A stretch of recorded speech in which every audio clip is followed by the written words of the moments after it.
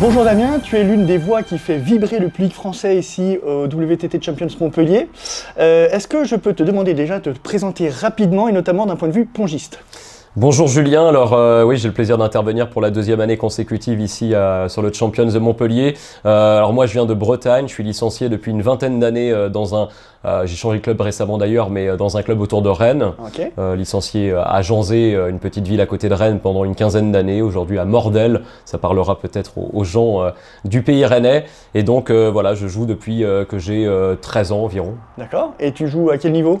Alors moi je suis classé presque 12, donc voilà c'est un niveau très modeste, mais dans lequel je m'épanouis. Je fais encore quelques matchs en compétition, très peu d'entraînement malheureusement, pas beaucoup de temps, mais j'essaie de garder un pied donc dans l'air de jeu et raquette à la main quand même. Ouais, ok, donc un vrai pongiste. Voilà. Ok, super. Est-ce que tu peux nous expliquer quel est ton rôle sur ce type d'événement?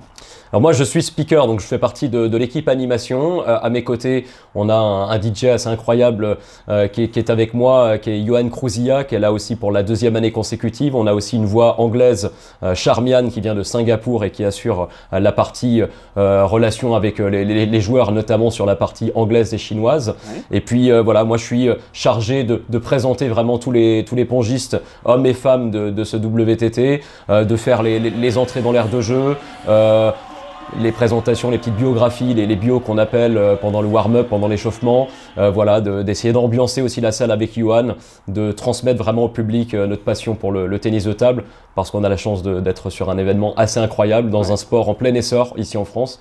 Donc on s'éclate. Ouais. Ouais, et je crois que vous la transmettez pas mal, cette passion, effectivement. Qu'est-ce qui t'a donné envie de faire ce métier?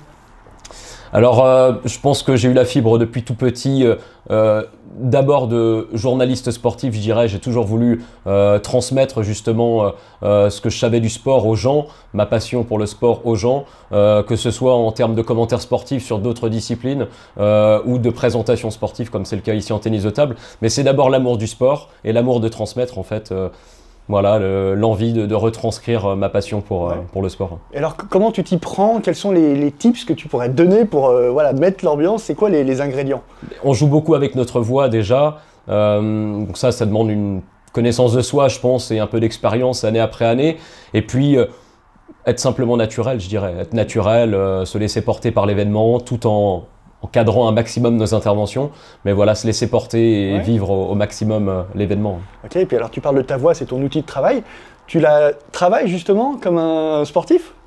Alors oui, alors c'est vrai qu'il y a des exercices différents, comme je disais tout à l'heure. Moi, je suis très souvent commentateur sportif, donc en tennis de table, là concrètement, je ne commande pas, on n'intervient pas pendant les points, mais plutôt avant et après. Donc c'est une autre forme de présentation, donc d'autres intonations. Et oui, ça se travaille un petit peu, pas forcément à la maison, mais plutôt justement dans une salle de ping et en multipliant les expériences.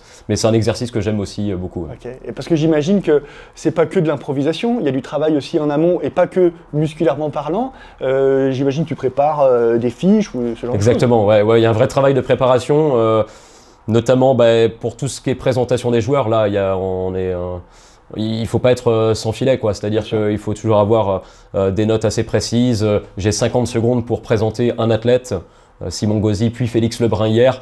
Donc on se doit d'être le plus précis possible et d'être concis et à la fois essayer d'attirer l'oreille, essayer de vendre le joueur de la meilleure des manières. Ok, super. Et comment tu fais pour avoir la patate tous les jours de la semaine? J'imagine que toi, tu n'as pas le droit de te bourrer la gueule le soir, par exemple.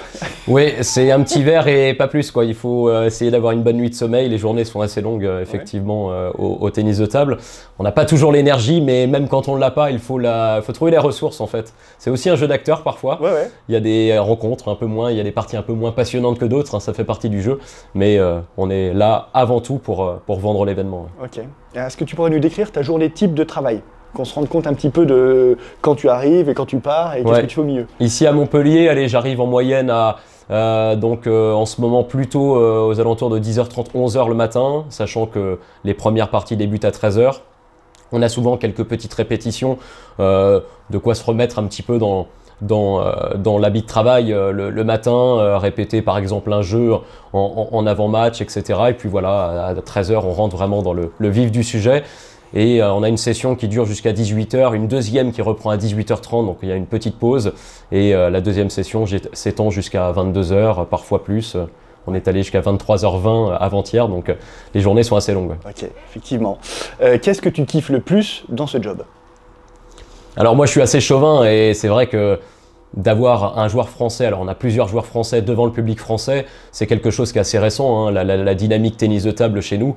Donc c'est vraiment l'émotion que ça peut procurer et que je peux égoïstement ressentir aussi, parce que je le fais pour les gens et je le fais aussi pour moi, de vivre des grands moments. Quand on a eu l'an passé Félix Lebrun, vainqueur du Champions de Montpellier, le bruit que ça a engendré, j'ai toujours le souvenir, moi, de ma présentation, des fameuses 50 secondes avant match pendant le warm-up, cette montée en puissance jusqu'au nom, le nom du pongiste, et de voir les 5000 personnes soulevées dans les tribunes, en fait. Voilà, ça c'est des moments qu'on n'oublie pas et qui nous hérissent un peu les poils. Bah, là, au moment où tu le dis, j'ai les poils qui s'hérissent, j'y étais, et c'était vraiment un truc de fou, effectivement. Justement, ton meilleur souvenir à ce jour, peut-être que tu viens de nous le donner, est-ce qu'il y en a peut-être un autre, ou une anecdote qui t'a particulièrement marqué?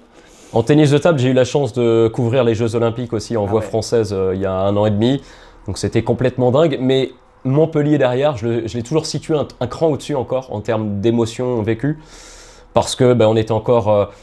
alors on n'était pas plus dans l'arène, hein, il y avait déjà 7000 personnes du côté de Paris, mais je dirais que nous, dans notre mission, on avait un peu plus de liberté avec mon collègue Johan, et on s'est beaucoup amusé à partager avec le public, beaucoup plus que lors des Jeux Olympiques.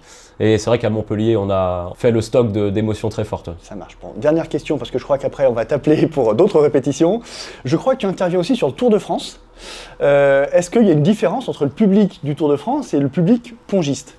Ce sont deux publics festifs, deux publics de passionnés. Moi, ma mission est différente puisque sur le Tour de France, j'interviens en tant que commentateur sportif. Donc je présente l'événement certes, mais je suis vraiment dans un registre de commentateur, de faire vivre la course pendant, pas seulement avant et après, mais aussi pendant, contrairement au tennis de table. Donc voilà, mais les publics sont là pour partager de bons moments. Ce sont des publics très enthousiastes, très chaleureux, qui... nous écoutent beaucoup et voilà, il y a des interactions assez faciles à faire avec eux. On le voit ici à Montpellier, les gens sont vraiment réceptifs et ils ont juste envie de s'éclater avec nous. Très bien. Eh ben, je te remercie pour tes réponses et Merci, je te remercie Julien, pour toute la passion que tu communiques vraiment très très bien, parce qu'effectivement on vit d'une expérience incroyable et c'est entre autres grâce à toi et ton collègue. c'est très gentil, merci à toi. Merci.